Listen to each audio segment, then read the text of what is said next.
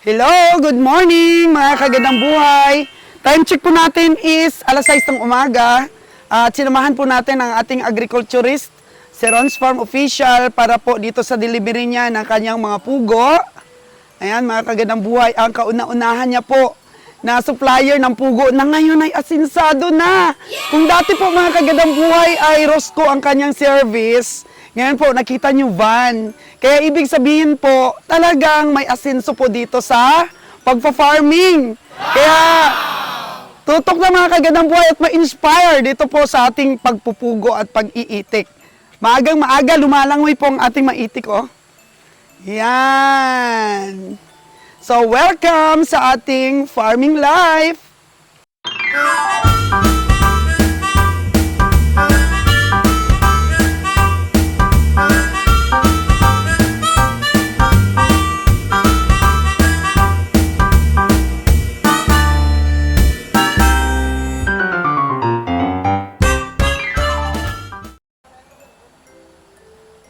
Yes, mga kagandang buhay.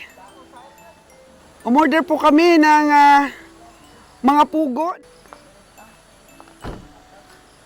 Nako, ang kinargahan po nila mga kagandang buhay ay van.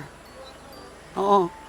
Ito po yung una nating supplier ng pugo nang nag-umpisa si Ron. At na-interview rin po natin ito. Pero ngayon po, asinsado na siya. Wow! Rosco lang po dati ang kanyang sasakyan. Pero ngayon, naka-van na siya mga kagandang buhay, oh. Ibig po sabihin, umaasinso po ang farmers. Naririnig ko po, tumatawa siya eh. Naririnig niya kung anong sinasabi ko eh. Asinsado na po siya mga kagandang buhay, oh. Sir, congrats! Grabe sir ha, na-amaze ako. Dati Rosco-Rosco ka lang. Ngayon, nakakintab-kintab na van. Hindi ba mabaho? Kasi kulob. Naka-aircon kayo? Oo. Mas maganda kung kung naka-aircon. Hindi malakas. Oh, di daw malakas ang hangin. Likabok. At saka sir, nare-relax ng mga pugo, di ba po? Oo. Hindi sila mainitan. Hindi sila mainitan. So, anong oras kayo umalis sa Uton? Kami doon, mga sa Leon. Leon pala, Leon. 220 yata yun? Las 2:20 sa Leon. Oo. Grabe sir ha, sinsado na talaga ha. Tingnan mo mga kagandang buhay, milyones na po ang halaga ng sasakyan ni Bossing. So ilan po ito ngayon sir? 2,000 heads. May extra na 40 heads. Akala ko ba 4,000 yung order ni Ron? Next Sunod. loading na naman, Okay, kasi hindi ka siya sa van. Hindi ka siya sa van? Tingnan niyo po mga kagandang buhay, oh, yung pugo ni sir, napakaliksi. Oh. Tapos ang ganda ng kulay sir. Merong para mapusyaw, merong medyo maitim. Diba? Pero baka lang, Saan? sa shades lang po ng puno. Or baka sa puyat lang po, napuyat kagabi si kagandang buhay ninyo. Bakit kaya napuyat? Panoorin po natin. Hello everyone! Meron po kami okasyon ngayon dito sa bahay, pero naging exciting siya kasi nag-run out. Ito na po yung aming mga mga pagkain. Ayan. Mga visitors natin. Ako, konti pa lang dito. Tingnan natin dito. Ayan. Nandito po natin. Ayan. So, chinachop na mga kagandang buhay. Tapos, ayan, dami natin bisita. Ay, tingnan mo yung mga bisita. Ayan, ako, grabe. Naging exciting yung ating pagkain. Dahil hindi makikita yung mga subo natin. Diba? So, mag-upisa na tayo ng kain. This is for for remembrance. Dahil pakain natin sa CO ngayong gabi. So, remembrance. Para next year, sana walang run out sa next year. O, post natin to for remembrance. Ayan o. Hanggang dito, Trace. O, yan. For remembrance para next year. Tignan natin sana wag mag-run out next year. Wow, dinner with candle lighting tayo ngayon. Oo. Ang saya. Saya po. Oh. Sarap pagsalo-salo po. Kaso lang nag-brand out eh. Maliwanag pa rin naman oh. Maliwanag. Oh. Yan. Sa lechon area. Una po ang bahay natin. Oh, si Gigi talaga yung nag-chop ng lechon, no? Oh, talaga nag-chop ng lechon. Wow, ang ganda talaga ng view. Ganda ng candle lighting. Oh, sana po mabusog ang lahat. Sana mabusog si Mike. Ah, diba? Oh, hello. Oh, yapon. Hanggang dito po sa labas.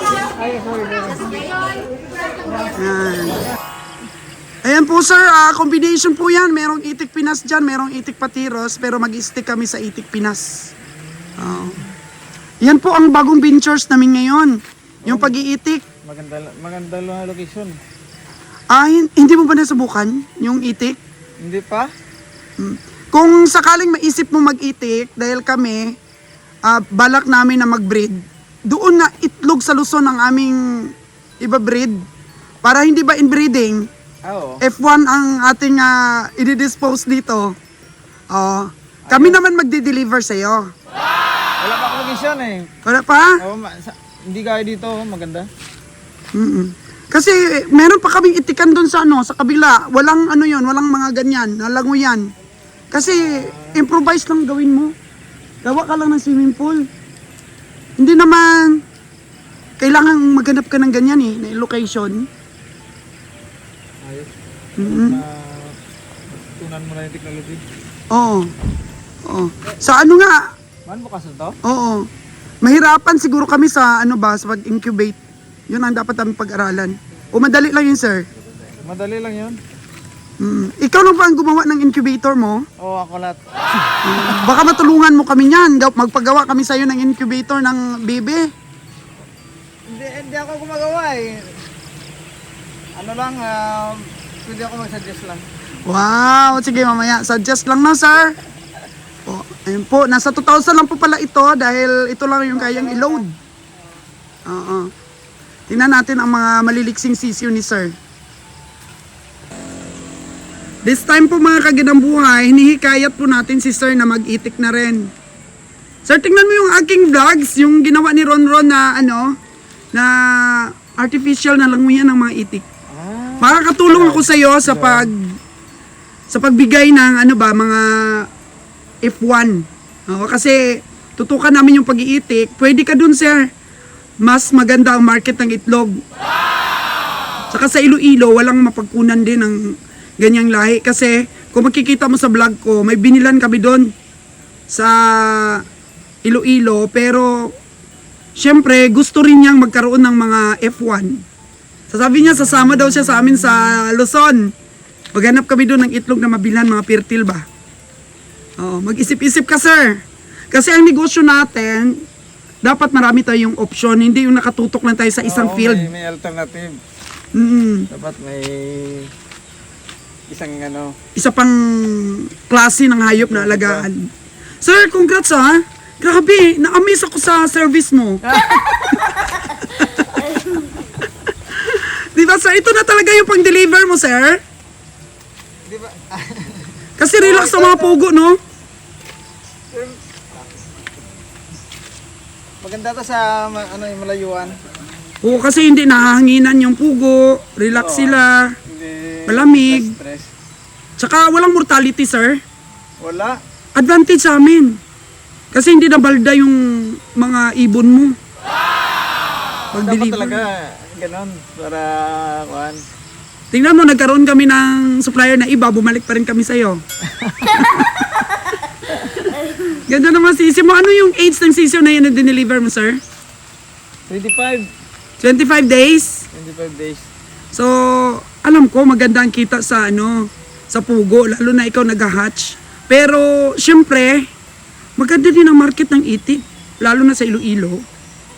Oo, kung ano, during, may season na ano kasi, hindi kaya ng local doon eh. Kaya kumukuha Hindi sila talaga sa Manila. kaya. Manila ang Every pinakuha time, nila. Maynila talaga kumukuha. Hindi talaga kaya, kahit walang season, all season. Hindi kaya talaga. Ang mga balot natin doon pa nanggaling sa Luzon. Malaki din demand doon eh. Kaya mag-isip-isip ka na rin, may number ka naman kay Ron.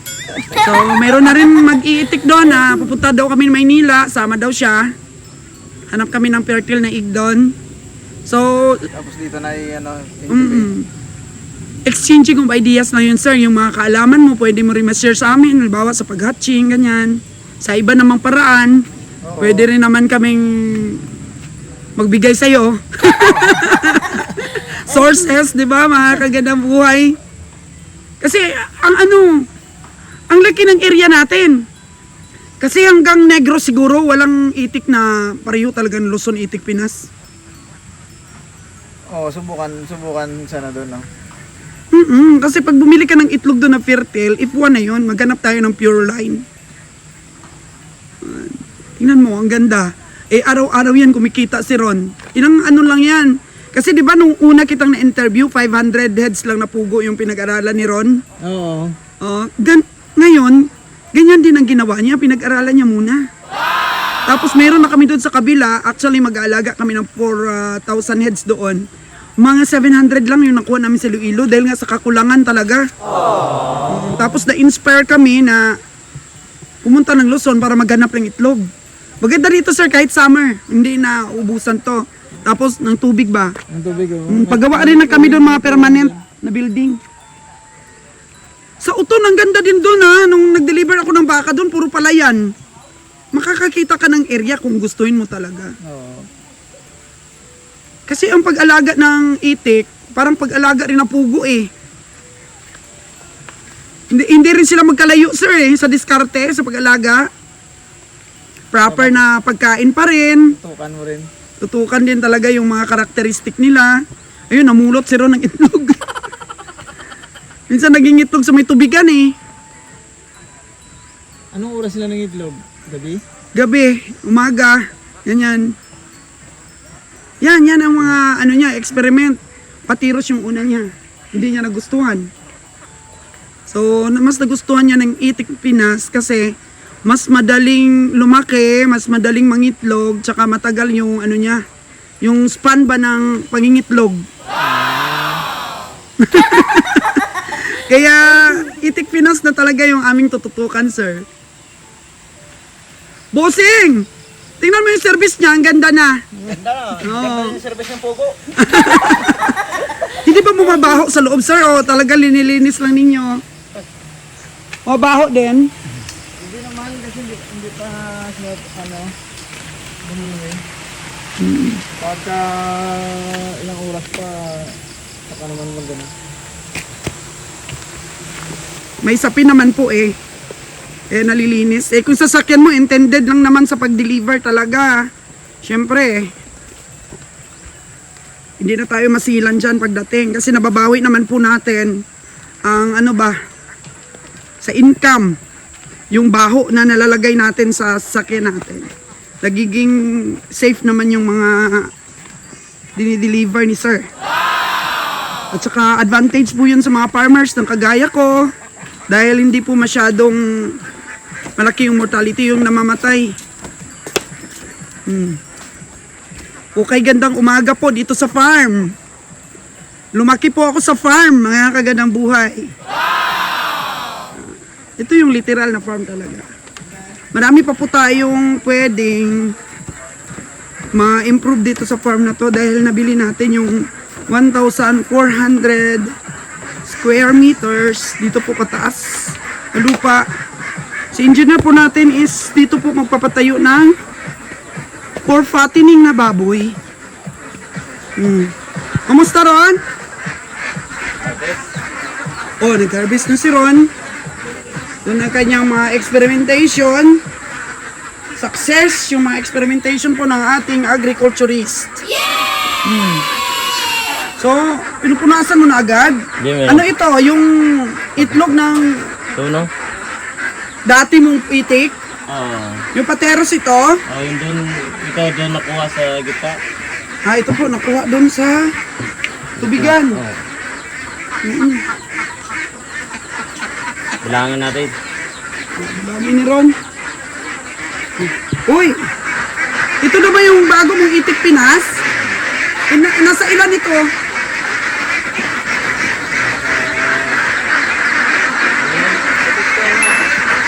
So, 250 heads po ito mga kagandang buhay kasi napakahirap po maghanap talaga ng bibi. Hindi ka rin po makabili ng maramihan. Gawa po na wala naman tayong mapagbilhan. Kulang po talaga ng supply dito ng itik sa probinsya.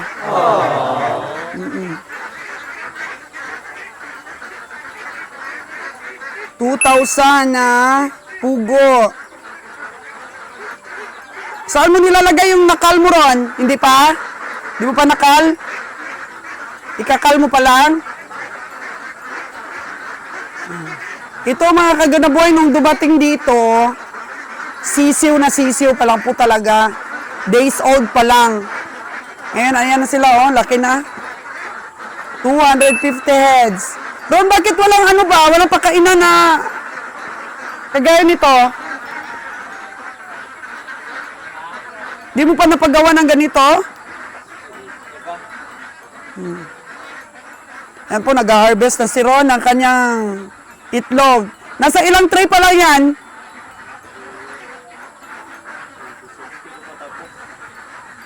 Bilang pa ni Ron kung ilang tray.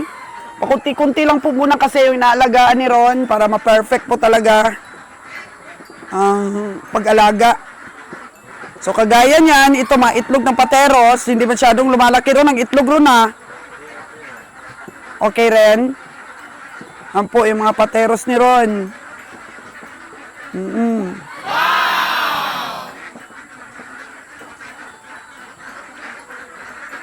Tapos ito yung pagsisimula niya ng kanyang itik Pinas.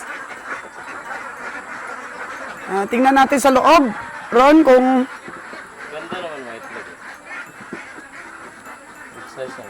tingnan natin sa loob kung ano ba, healthy yung mga pugo mo. Pero palagay ko parang healthy yung mga pugo mo ron ha. Ganda rin naman pala ng itlog oh, pero hindi talaga lumalaki ng mabuti no. May 3 tray na to, mamaya madadagdagan pa. Oh, 3 tray. Tatlong tray pa lang po yung hina-harvest ni Ron. Sa ilalim pa ng mga ano. Ilalim pa pala yung mga itlog no. Madadagdagan pa to. Ayan. Nakikita pa siya. O, darating talaga po ang oras, mga kagandang buhay, na may katuwang na pong kuha ng itlog si Ron. Kung dadami na po talaga yung atin pong alaga. Ito pong building na to, mga kagandang buhay, is yung pagpagawa namin nito, na-document ko rin po eh. Yung pagpagawa po ng building na to. Pwede na po kayong makapag-umpisa ng building nyo sa ano lang, light materials. Ayan po, ginawa pang alkansya ng bantay mo dito yung ano natin, poste. Oh, ginawa pa niyang alkansiya. Ayan o. Kuha na niya yung laman. Okay, punta po tayo mga kagandang buhay dito sa loob.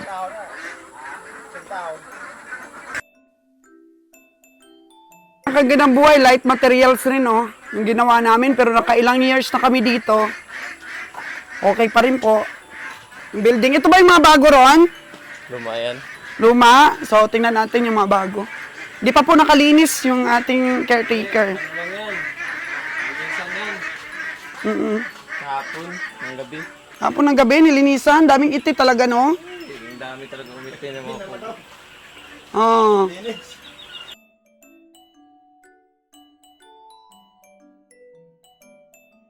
Pugo ni Ron. Alam niyo mga kagandang buhay, hindi naman po maramihan ang inaalagaan ni Ron. Sakto lamang po sa makaya niya. Sakto lang sa market. Sakto lang po sa market namin. Sariling mga stores. Oo, wag din po mag-alaga ng marami kung market mo ay di naman kayang i-dispose. So yan yung mga luma ako na bibigay pa rin ng medyo marami-rami pang itlog. Oh, malapit na ba itong ikal, yung mga luma mo? Malapit na ito. So maraming mga itlog pa rin po ang na-harvest ni Ron. Malapit na ikal yung kanyang dating pugo. Abot pa rin yan ng mga 15 trays, 15 bucks. 15 bucks. So 1,500 kasi 100 pieces po yung isang box. Pero kunti na lang to, marami na kasi dinispose ako nito. Sinelected culling yun na yan eh. Ah, na-selected culling na pala ni Ron ito. Yan na po yung mga itlog pa oh. So simple lang naman po ang pagpupugo. Huwag po kayong maniwala na napakasilan. Ang dami na pong mga tutorial sa YouTube channel. So ito po para lang to sa 5,000 na heads. Ang design po ni Ron para sa pugo niya para lang po sa 5,000 heads. O unang batch po nito, ito is 2,000 pa lang. O, dapat 2,500 sana. Yung dito sa kabila, tapos 2,500 dito sa kabila rin. Ano? Healthy po ang kanya mga pugo, oh. O, tingnan natin. Yan, yung mga pugo niya. Healthy, napaka-healthy po. Ito naman ang itsura ng malapit ng ikal.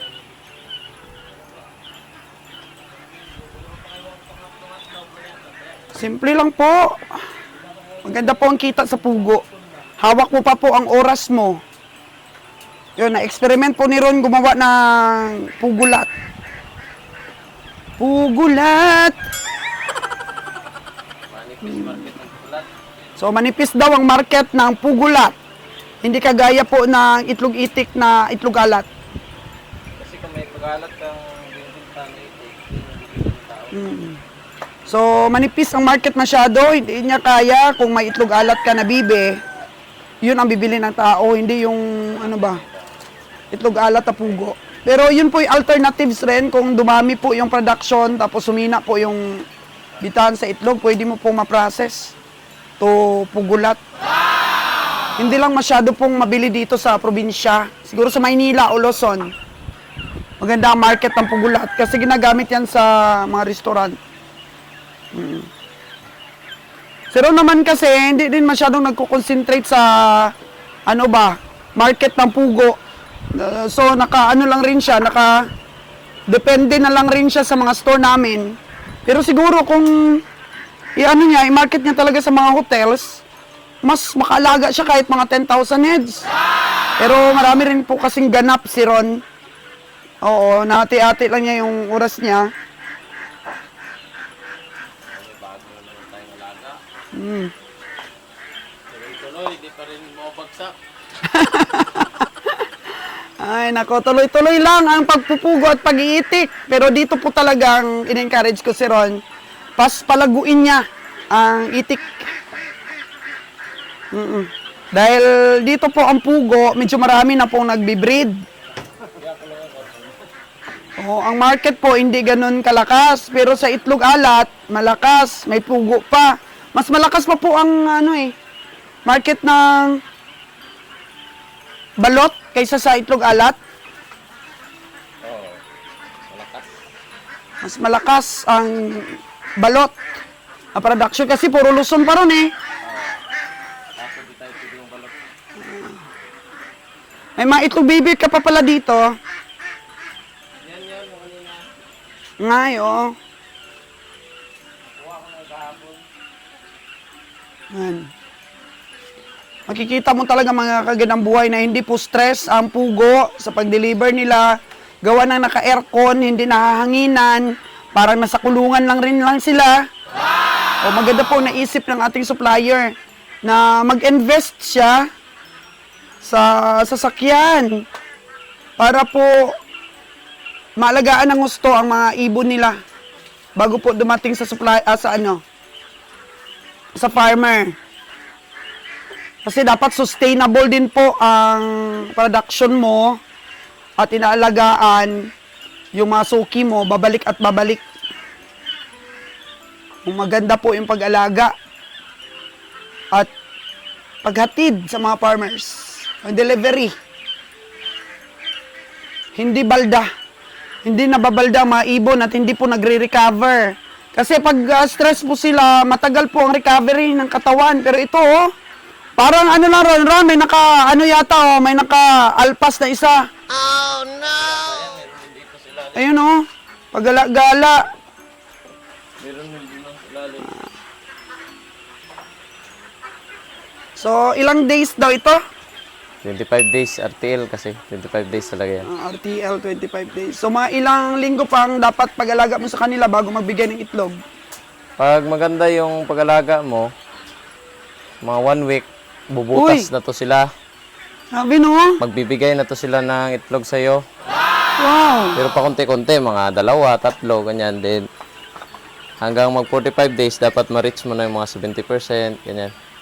Ah, okay. Dapat pala 45 days mula nung ano sila, napisa. Oo, dapat magbibigay na sa'yo ng mga 70% yan. So, magkano ngayon ang presyo nito RTL?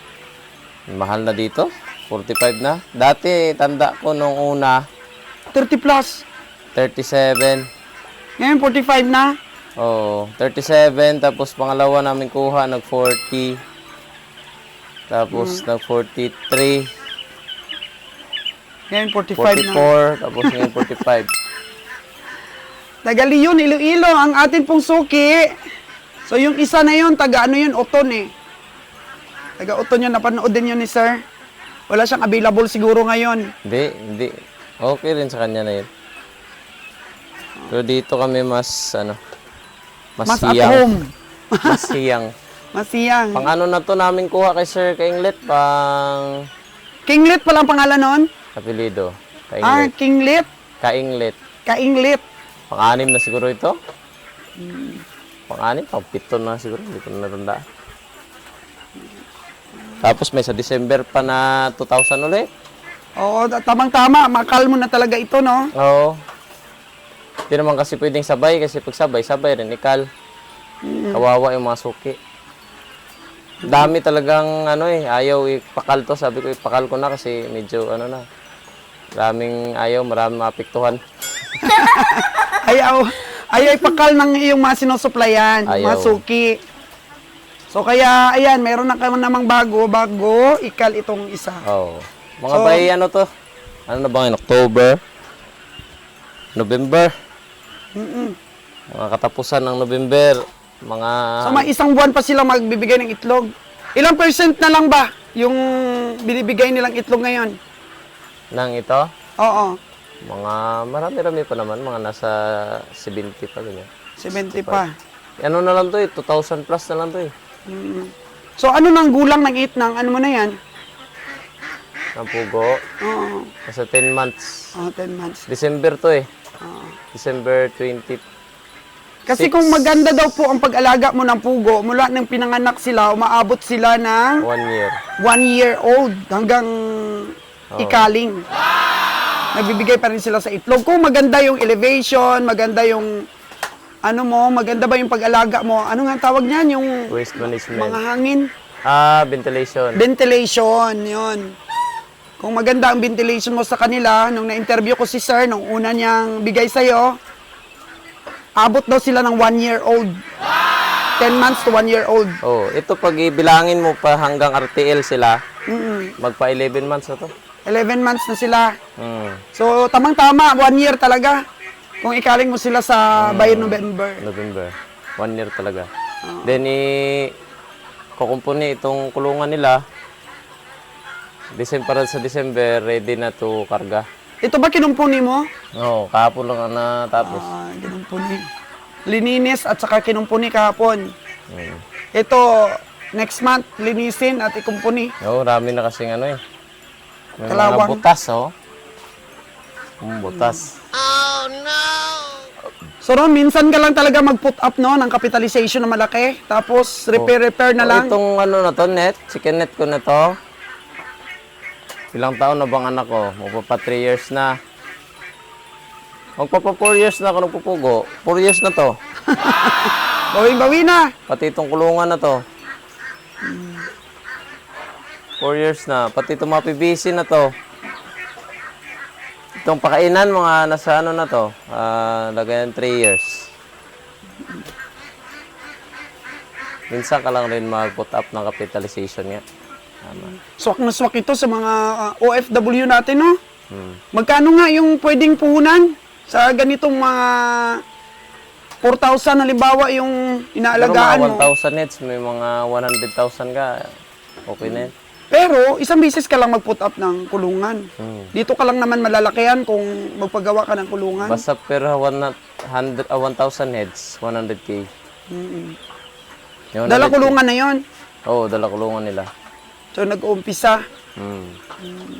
Yan talaga yung computation ko. Every 1,000 heads to 100K yung punan. Hindi pa kasama, kasama? Hindi pa kasama building. Kulungan lang. Kulungan pa lang. Eh, building mo, mura lang naman to.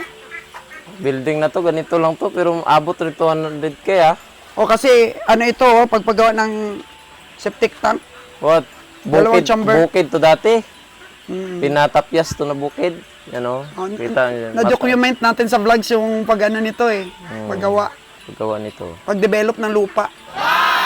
Kaso nga lang, nagpapakita na ng ano, mga kunting sira. Oo. Ano po? Eh, Ano lang, light materials lang po, mga kagandang buhay ko. Pwede na mag-umpisa, oh.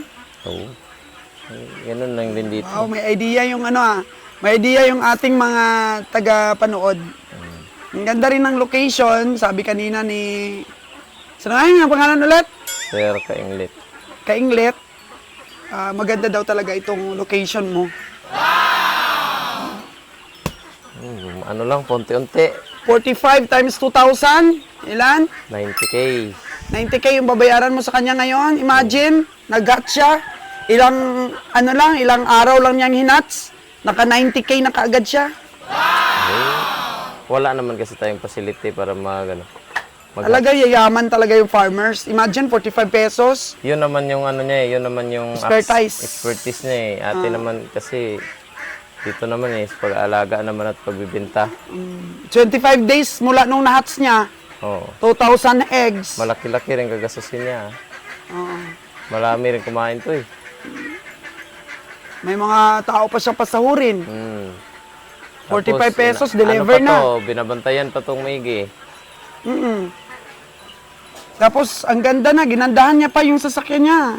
Oy, tingnan mo yung ano mo, yung pugo mo, hindi stress. Yung nakaraan na may nag-deliver dito, tag-ulan pa yon.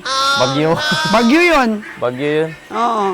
Tingnan natin, kunting pasilip natin nung, ano ba,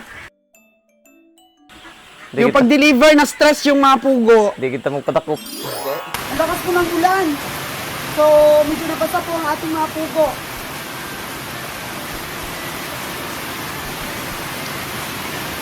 Iba, basang-basa po. Yung iba naman ay... Hello! So, kahit na medyo maulan at saka mapagod yung pagbubuhat ng mga tauhan natin, ayan, successful din po ang ating na meron ng patay na isa. Ayan. So, ang pugo po kasi mga kagandang buhay ay masilan sa lamig. O ayun, meron na po tayong namatay na isa. So, hindi po sukat akalain natin na ganito kalakas ang ulan. Habang tinatransfer natin ang ating mga pugo, hindi natin alam na ganito kalakas ang ulan. Sobrang lakas talaga mga kagandang buhay. Ayan.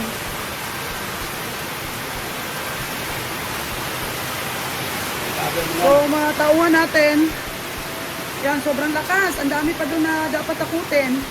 Kung hindi po matatawaran ang sakripisyo ng ating mga kasama sa trabaho, mga kagandang buhay.